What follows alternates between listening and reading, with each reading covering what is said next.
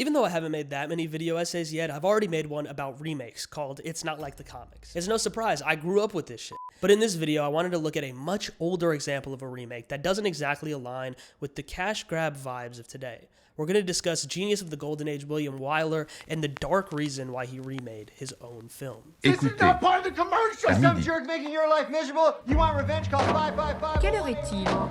Il est midi. C'est l'heure de déjeuner.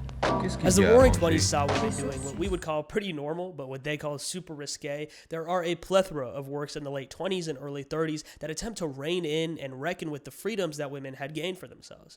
We see this repeated again in the 1950s after women were necessary for the war effort. As Mary Titus, professor at St. Olaf, explains, in the 1920s, the independent new woman of the late 19th century who rejected marriage for career and political action, who often rooted her emotional life in female worlds, was gradually discredited. In her place came the flapper, who celebrated her sexual independence and, accompanying her, the ideology of companionate marriage, which sought to accommodate women's new independence and acknowledge their capacity for sexual desire. In her piece Murdering the Lesbian, Mary Titus writes of The Captive from 1926, Winterbound from 28, and Girls in Uniform 33 as examples of lesbian plays in this period, culminating in the subject of this video, The Children's Hour in 1934. Adapted from a true legal case by New Orleans-born writer and devout communist Lillian Hellman, The Children's Hour sees the destruction of a school by the vicious gossip of a student accusing their headmistresses of lesbian love. Although it's completely baseless, the salacious rumors around the town ruined the two women, Karen and Martha. Although it was technically illegal to depict any mentions of lesbianness on Broadway, the play was such a success that the censors overlooked it. At the same time, Hellman often insisted that the play was a meditation on the dangers of gossip rather than about lesbians in particular. This does have some credence to it, as the play I mentioned before, The Captive, was shut down in 1927 by the courts. So clearly, The Children's Hour had some greater palatability to the public than those previous lesbian plays. As such, Hollywood wanted a piece of the profits. Samuel Goldwyn, one-third of the iconic MGM studio, was struggling in the mid-30s. He met with William Wyler, a director fresh off a series of successful films for Universal, to shoot this exceptional play to rake in some cash.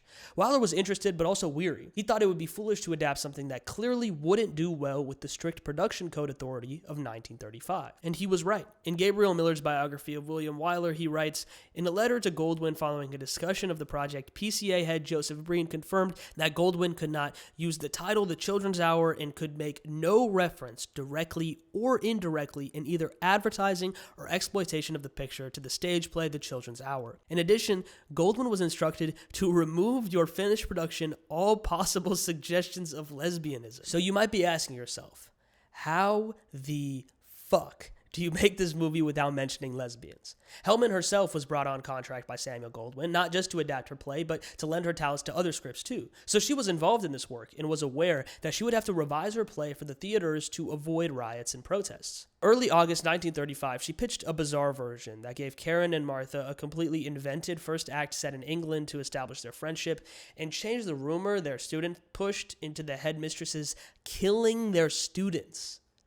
Huh? Clearly, everyone thought that was stupid, so the following treatment from later that month cut off most of the first act connecting Karen and Martha, and the rumor was changed to what it would remain throughout production, an illicit love triangle. As I mentioned, they couldn't even reference her play, so Hellman and Wyler settled on a new title, one that clearly removes any queerness from the picture.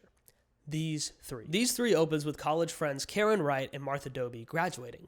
As Karen inherits a farmhouse, they return to her home to set up a boarding school for young girls.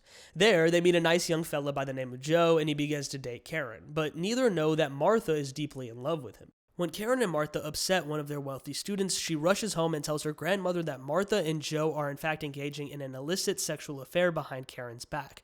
After their students flock away by these allegations, they sue the grandmother, but lose the slander case. Slowly, these rumors get to Karen's head, and so when Joe offers to get away from this small town with her and Martha, she cannot get the thought of their secret love out of her head, and she insists that he leaves alone.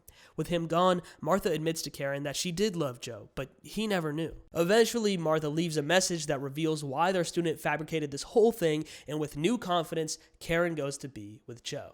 Now, I'm not gonna lie to y'all, this is a stupid movie. And I respect the hell out of Lillian Hellman because the original play is truly brilliant, and I respect Wyler for all of his pictures too, but this was a terrible solution for an admittedly tough problem. These three removes the foundation for the potency of the paranoia in the play. I can see how the worries of your fiance's infidelity could get to your head, even if they're completely untrue, but the themes are just not there anymore. Nobody really gets a lesson from the film. The only thing you could possibly learn by watching these three is to just always trust your friends and fiance no matter what, even if they could be cheating with each other. Something interesting to consider is why Lillian Hellman felt so comfortable removing what seems like very essential lesbian representation from the film.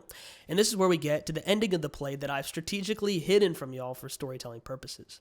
In the play, after the rumors of their secret love affair boil over, destroy their livelihoods, and lead to a court case that ultimately rules against them, Martha tearfully admits to Karen that she does actually love her. For years, she's loved her, and it took this baseless accusation to help her realize what she always knew in her heart. When Hellman first began to outline the Children's Hour, she hoped to give her play the shape of a classical tragedy, yet another effort to affiliate her work with the male tradition. It's now clear that Mary Titus's title for her analysis of the play, Murdering the Lesbian, is far more appropriate. If within the play, society killed Martha by driving her to suicide, then outside of the play, society forced the playwright to murder the lesbian in her text and perhaps in herself. In both worlds, the result is the same: isolation and grief, not a renewed, happily heterosexual social order. Private letters and memoirs, much to Hellman's disagreement, indicate she was bisexual, but felt the need to push this down to find herself in the male tradition, to insist on her importance as a new woman of first-wave feminism and not a frivolous flapper. Let's see how things change. I'll see y'all in 30 years. Tomorrow, Mrs. Tilford, you'll have a libel suit on your hands. Don't do that, Miss Dovey. It frightens you, doesn't it? Yes. I'm frightened for you because I know it will bring you nothing but pain. Your speckled face, flood crystals hang from your ear. In the last few years, Wyler has been investigated by the House Un-American Activities Committee, but also simultaneously become one of the biggest directors in Hollywood, with films like Mrs. Miniver, the critically acclaimed Best Years of Our Lives and Detective Story, and box office smashes Roman Holiday and Ben-Hur. He wanted to remake that play from decades ago about the dangers of gossip, as he saw his colleagues and friends blacklisted and destroyed by the same methods as Karen and Martha in that little town in Massachusetts.